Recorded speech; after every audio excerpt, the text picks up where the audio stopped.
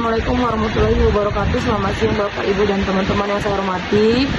Perkenalkan kami dari kelompok The Dream Team. Pada kesempatan kali ini di sini kami akan membahas tentang proposal kami. Sebelum memulai, izinkan saya memperkenalkan diri terlebih dahulu. Saya Oktalina Ahab, NPM 2115310372. Dan di sini saya sebagai penyusun materi 1 yang berjudul Apa itu Ilmu Pengetahuan dan Sains. Untuk materinya akan dibacakan oleh Bang Dede Alfian selaku pembawa presentasi atau moderator. Terima kasih. Wassalamualaikum warahmatullahi wabarakatuh. Selamat siang Bapak, Ibu, dan teman-teman yang saya hormati. Perkenalkan kami dari kelompok The Dream Team. Pada kesempatan ini kami akan mempresentasikan hasil proposal kami. Sebelum memulai, izin saya memperkenalkan diri. Saya Franz King Satrio Nababan, NPM 2515310220, sebagai penyusun materi 3, yaitu realisme ilmiah dibandingkan dengan instrumentalisme. Untuk materinya akan dibacakan oleh Bang Dedek Alfian sebagai pembawa presentasi.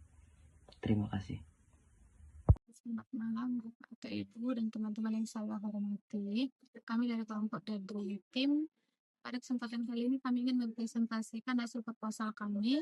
Sebelumnya perkenalkan, nama saya Yulia Yolanda Butar-Butar, NPM 25154003. Saya sebagai penyusun materi 5. Dan untuk presentasi dibawakan oleh Bang Dedek Alfian sebagai pembawa presentasi. Assalamualaikum warahmatullahi wabarakatuh.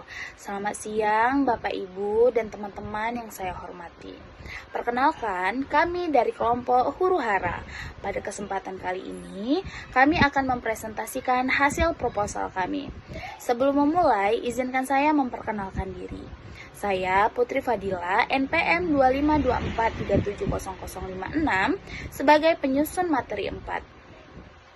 Tentang pergeseran paradigma rekonstruksi ontologis dan epistemologis dalam evolusi ilmiah. Untuk materi selanjutnya akan dibacakan oleh Bang Dede Alfian sebagai pembawa presentasi. Terima kasih. Assalamualaikum warahmatullahi wabarakatuh. Selamat siang Bapak dan Ibu dosen serta teman-teman yang saya hormati. Perkenalkan, kami dari kelompok The Dream Team.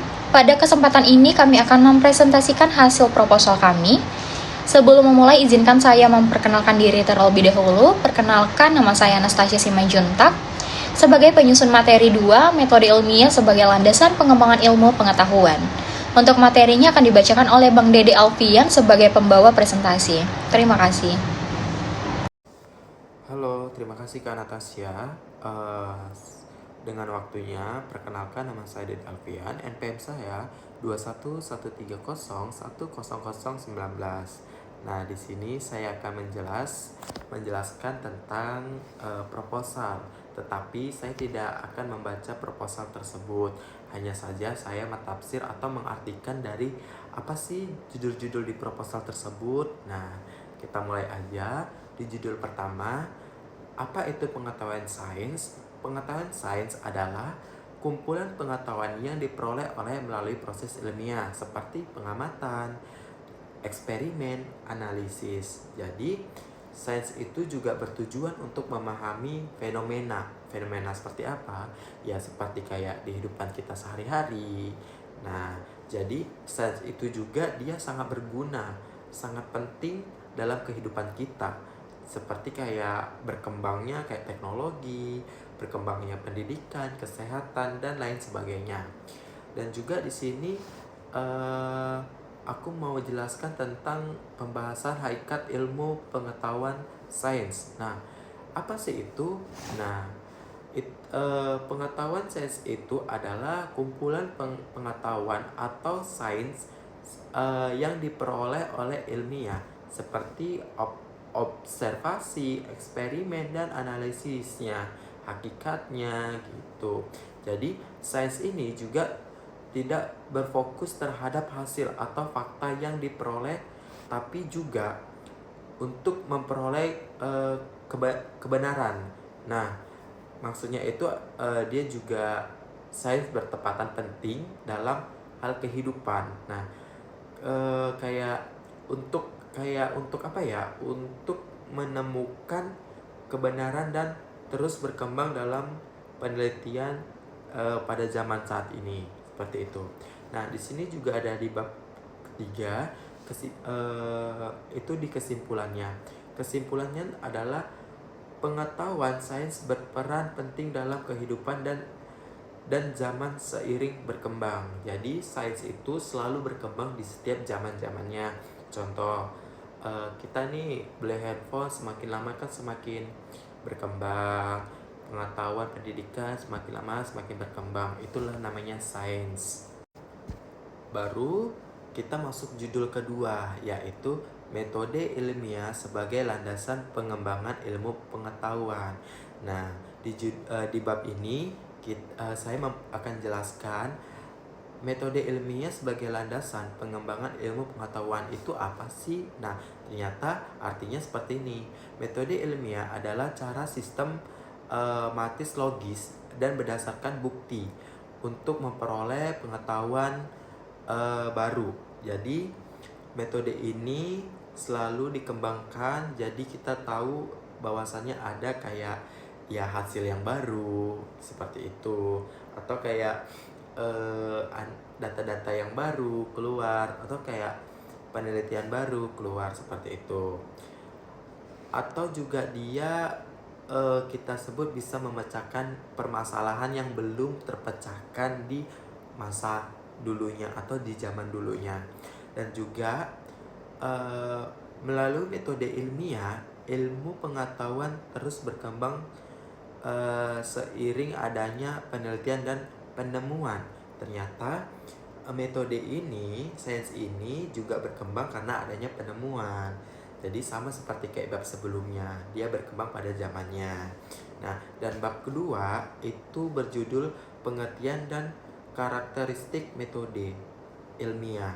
Jadi metode ilmiah adalah cara yang digunakan untuk memperoleh pengetahuan melalui proses pengetahuan yang sistematik, objektif, dan fakta karakteristiknya meliputi objektif.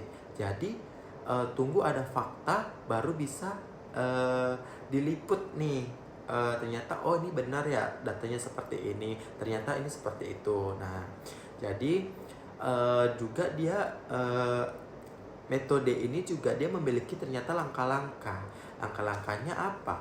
Yaitu metode ilmiah dimulai dengan menemukan masalah, menyusun hipotesis, melakukan penelitian. Nah, jadi kalau tidak ada namanya rumusan masalahnya, tidak akan ada hipotensinya.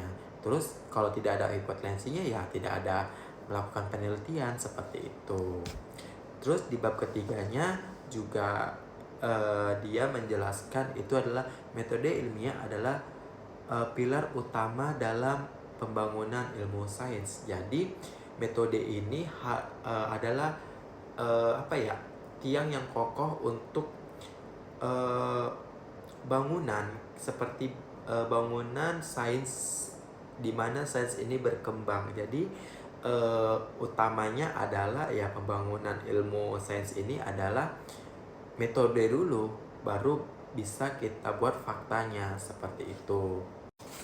Oke, kita masuk ke judul ketiga. Jadi judul ketiga ini ada realisme ilmiah versus instrumentalisme. Jadi realisme adalah pandangan yang menyatakan bahwa teori-teori ilmiah di mana menggambarkan kenyataan yang benar-benar ada di dalam hasil alam. Sedangkan instrumentalisme itu adalah sebaliknya, berpendapatan bahwa teori ilmiah hanyalah alat untuk menjelaskan, memprediksi, dan memecahkan satu masalah. Nah, tetapi apakah teori itu bermanfaat dan maupun memprediksi yang akurat? Tapi di bab 2 ini menjelaskan bahwasannya realisme ontologi dan pembelaan metafisika itu adalah hakikat atau keberadaan suatu yang menjadi objek kajian. Ilmu pandangan ini beda peristiwa maupun fenomena yang dijelaskan yang dijelaskan yang benar-benar ada gitu. Jadi kesimpulannya adalah artinya adalah metode ilmiah merupakan dasar utama dalam pengembangan ilmu pengetahuan dan memberikan cara yang sistematisnya objektif. Jadi ya harus objektif, kalau nggak objektif ya itu tidak tidak benar gitu. Oke, sekarang kita masuk ke judul keempat yang berjudul penggeseran paradigma, rekonstruksi ontologi dan epistemologis dalam evaluasi ilmiah. Nah, apa sih pergeseran itu?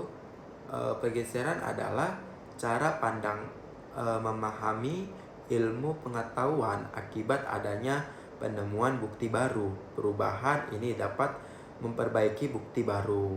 Jadi, perubahan dalam penelitian ilmiah ini, perubahan itu pasti ada. Jadi, setiap berulang-ulang kali orang meneliti pasti memiliki hasil yang berbeda-beda. Jadi, dia harus membuktikan bahwasannya bukti ini baru dan benar-benar terjadi seperti itu. Nah, terus rekonstruksi ontologi yaitu berkaitan perubahan pemahaman tentang hakikat suatu objek. Jadi ontologi ini berkaitan dengan suatu objek. Jadi kalau nggak ada objeknya dia nggak bisa bilang bahwasannya itu nyata gitu. Terus sedangkan rekonstruksi itu berkaitan dengan perubahan. Jadi ketika keduanya udah mendapati ujung objektifnya, ada perubahan dalam penelitiannya. Jadi setiap orang meneliti pasti ada perubahannya dong, sama seperti yang ada di proposal ini gitu. Terus di bab 2-nya itu anatomi metafisika dari paradigma ilmiah. Apa sih anatominya itu? Pembahasan dalam perbandingan membahas hakikat realitas yang menjadi dasar sesuatu teori ilmiah. Setiap paradigma memiliki cara pandangnya yang berbeda-beda. Ternyata paradigma ini juga memiliki pandangan yang berbeda-beda dalam menjelaskan perbedaan kenyataannya. Jadi kan tadi udah saya bilang nih, setiap penelitian pasti ada pemilikan perbedaan kan. Jadi makanya diuji ulang-ulang terus seperti itu. Terus jadi perbedaan kenyataan berdasarkan konsepnya itu harus ada benar-benar yang saya bilang tadi kan, bahwasannya penelitian itu ya harus ada yang misalnya penelitian yang lama diteliti yang baru, penelitian baru diteliti lagi dengan yang baru. Jadi perbedaan masing-masing itu ada, kenyataannya ada, karena penelitian tersebut yang pertama itu belum sempurna gitu, apalagi dengan teknologi sains yang beredar di zaman sekarang itu kan udah semakin canggih. Jadi kita bisa memahami bahwasannya ilmiah tersebut itu belum tentu benar. Nah, jadi di zaman kita ya kita harus mencoba lagi supaya lebih akurat seperti itu. Terus ada di bab 3 nih, anomali, krisis ontologis dan revolusi. Apa sih anomalis itu? Anomali adalah di mana tidak lagi mampu menjelaskan fenomena yang ditemukan. Jadi ketika ada anomali ataupun fenomena yang tidak bisa menjelaskan yang tidak bisa ditangkap, itu adalah dinamakan anomali. Nah, jika anomali terus bertambah, akan jadinya krisis ontologis yang mendorongnya lahirnya ilmiah, yaitu perubahan besar terhadap paradigma lama sehingga diganti oleh paradigma baru yang lebih sesuai oleh bukti yang jelas. Nah, yang saya katakan tadi kan kalau kita mau meneliti meneliti suatu objek nih, pasti ada penelitian yang pertama juga meneliti tapi belum sempurna, terus masuk ke orang kedua meneliti belum sempurna juga, baru penelitian zaman sekarang nih kita nih orang yang ketiga pasti lebih akurat. Karena apa? Karena perbandingan dari teknologi juga udah berbeda-beda gitu. Jadi kita bisa menyimpulkan bahwasannya teknologi itu mempengaruhi sains loh, mengatori kayak pembelajaran anomalis ini. Kenapa anomali ini dibilang anomali ya? Karena ketika kalau kita tidak bisa menjelaskan bahwasannya itu adalah kekurangan penelitian, itu bakalan menjadi anomali lagi. Karena sedangkan walaupun kita sudah canggih nih, kita nggak tahu di 2000 berapa nanti bahwasannya ada penelitian baru tentang berjudul ini misalnya gitu kan. Nah ternyata judul kita cuman ya anomali doang gitu, anomali ya cuman bisa diperbarui lagi gitu, karena kita belum sempurna sekali untuk memberikan penjelasannya seperti itu. Apakah benar ini di tahun ini seperti ini, terus kalau di tahun itu yang menjelaskan dia seperti itu. Ternyata kan masih ada penelitian, jadi harus benar-benar ada perbandingan 1:1 seperti itu. Biar kita pahami bahwasanya anomali krisis otologi ini harus dibandingkan dengan yang semakin baru, jadi supaya jelas seperti itu teman-teman. Nah baru kita masuk judul yang kelima yang berbunyi masalah demokrasi atau menentukan batas antara sains dan non-sains. Ternyata sepanjang sejarah peradaban manusia kita sudah mencari akan kebenaran yang telah melahirkan berbagai sistem pengetahuan. Dari sekian banyak sistem tersebut, sains atau pengetahuan dan sosial modern menempati posisi yang sangat istimewa. Wow, jadi sains ini dianggap sebagai otoritas tertinggi dalam menjelaskan fenomena alam semesta karena metodologinya yang dianggap objektif terus rasional. Namun status istimewa ini memunculkan sebuah pertanyaan fundamental dalam filsafat sains, bagaimana kita bisa membedakan secara tegas antara apa yang benar-benar sains dan apa yang bukan sains. Jadi sains ini harus kita jelaskan bahwasannya dengan penelitian itu benar-benar adalah terjadinya diakibatkan sains, beda dengan non sains. Jadi kesimpulannya non sains itu seperti kayak ya udah orang yang percaya kebudayaan, keturunan itu disebut non sains seperti itu. Terus di bab 2 itu mengatakan akar epistemologis masalah demokrasi. Jadi definisi dan ruang lingkupnya itu secara etimologis dan demarkasi berarti perbuatan batas atau pemisahan dalam konteks filsafat sains. Masalah demarkasi berfokus pada pencarian kriteria universal yang dapat digunakan untuk mendefinisikan batas-batas sains. Jadi wilayah di luar sains umumnya dibagi menjadi dua, yaitu non-sains dan pseudoscience. Jadi bidang-bidang yang memang tidak mengklaim dirinya sebagai sains itu adalah seperti agama, etika, dan filsafat murni. Sedangkan bidang yang secara aktif mengklaim atau menampilkan dirinya sebagai sains adalah tidak menemui metodologi ilmiah yang valid, atau contoh astrologi, terus ufologi, atau teori konspirasi ilmiah. Jadi bab 3 juga menjelaskan perdebatan klasik verifikasi versus falsifikasi.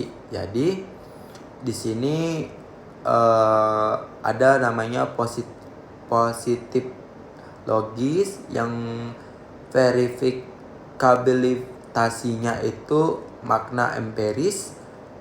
Baru Karl Popper itu dia ada di falsifiabilitas ataupun dapat disangkal. Nah, terus ada namanya lingkaran Wiener dan prinsip verifikasi. Nah, pada abad ke-20, sekelompok filsuf dan ilmuwan yang dikenal sebagai lingkaran Wiener atau Wiener Kerr mengembangkan mazhab positif logis. Kriteria demarkasi adalah verifikasi. Menurut pandangan ini, sebuah pernyataan dianggap ilmiah jika dan hanya pernyataan tersebut dapat diverifikasi secara empiris. Jadi bahwasannya teori relativitas adalah ilmu pengetahuan sejati. Teori ini memprediksi secara bahwa cahaya bintang akan membelok saat melewati medan gravitasi matahari. Itu contohnya. Terus kita masuk ke bab selanjutnya, yaitu judul 6. Oke, kita masuk ke bab 6 ya. Maksudnya judul 6 yang berjudul batasan pengetahuan ilmiah, eksplorasi ontologis dan epistemologi terhadap realitas yang tak terjangkau oleh sains. Nah, itu ada di kayak untuk memahami batas pengetahuan ilmiah, pertama-tama kita harus membedakan struktur epistemologis yang membangun sains itu sendiri. Jadi kita harus tahu membedakannya, sainsnya itu bagaimana.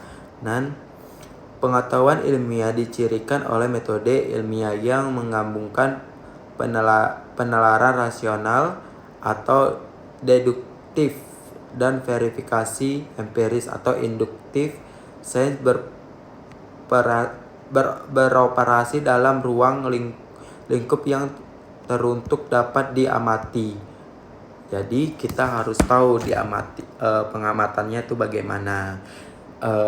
Jadi kesimpulannya adalah bahwasannya kita itu harus tahu berdasarkan pembahasannya tadi, pengetahuan ilmiah secara konstitutif dibatas oleh metode impersif sendiri yang menuntut adanya falsifikabilitas, kualitas, dan reduksi metodologisnya. Jadi kita harus berwenang namanya adanya akal. Kalau tidak ada itu ya kita tidak bisa melihat sains ini. Sekian presentasi saya ucapkan terima kasih banyak atas kesempatannya. Jika ada kalimat yang salah atau kalimat yang berpatah-patah, mohon maaf.